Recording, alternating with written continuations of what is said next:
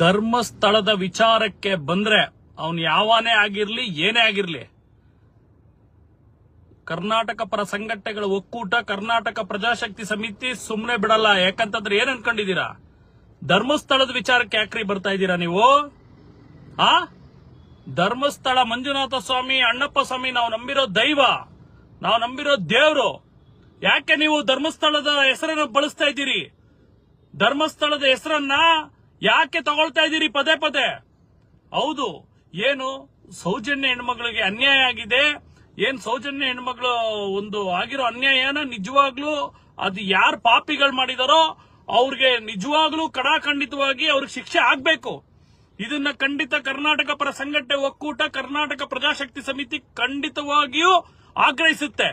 ಯಾರು ಸೌಜನ್ಯಳ ಒಂದು ಹತ್ಯೆಯನ್ನ ಮಾಡಿದ್ದಾರೆ ಅವರಿಗೆ ನಿಜವಾದ ಶಿಕ್ಷೆ ಆಗ್ಬೇಕು. ಆದ್ರೆ ಇಲ್ಲಿ ಸೌಜನ್ಯ ಅವರ ಹೆಸರನ್ನ ತಗೊಂಡು ಅದನ್ನ ಧರ್ಮಸ್ಥಳದ ಹೆಸರನ್ನ ಬಳಸ್ತಾ ಇದ್ದೀರಾ ಅಂತಂದ್ರೆ ಇದು ಯಾವ ರೀತಿ ನ್ಯಾಯ ಇದೆ? ಧರ್ಮಸ್ಥಳದ ಹೆಸರನ್ನ ತಗೊಳ್ಬೇಡಿ. ಸೌಜನ್ಯ ಅವ್ರಿಗೆ ಏನ್ ಅನ್ಯಾಯ ಆಗಿದೆ, ಸೌಜನ್ಯ ಅವ್ರಿಗೆ ಏನು ಮೃತಪಟ್ಟಿದ್ದಾರೆ, ಅವ್ರಿಗೆ ನ್ಯಾಯ ದೊರಕಬೇಕು. ಅದಕ್ಕೆ ಕರ್ನಾಟಕ ಪರ ಸಂಘಟನೆಗಳ ಒಕ್ಕೂಟ, ಕರ್ನಾಟಕ ಪ್ರಜಾಶಕ್ತಿ ಸಮಿತಿ ಸಂಪೂರ್ಣ ಬೆಂಬಲ ಕೊಡುತ್ತೆ.